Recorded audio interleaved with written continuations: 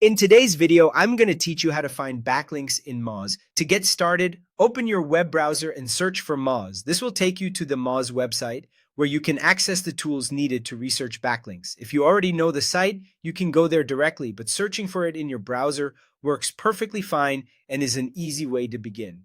Once the website loads, log in if you're prompted to do so. Depending on your account status or how Moz is set up on your device, you may be taken straight in, or you may need to enter your login details first. Make sure you're signed into the correct account so you can access the backlink data without interruptions.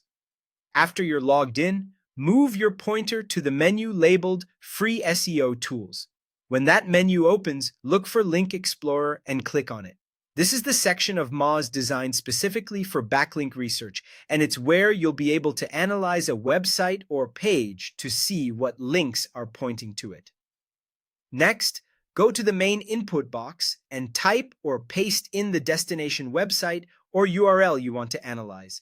This could be an entire website if you're doing broader research, or it could be a specific page if you want to focus on one piece of content. Before moving on, double check that the URL is correct, since even a small mistake can affect the results you get.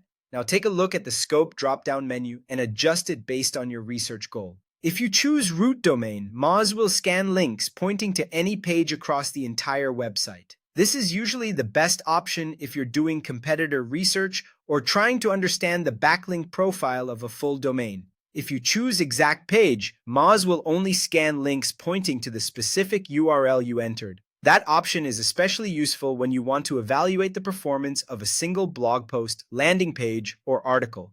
Once everything looks right, click the magnifying glass icon to start the analysis. Moz will then process the request and begin showing backlink information for the website or page you entered.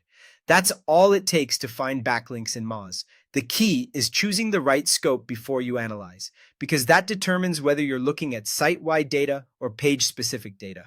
With that, you're ready to start exploring backlink opportunities and learning more about a site's SEO profile.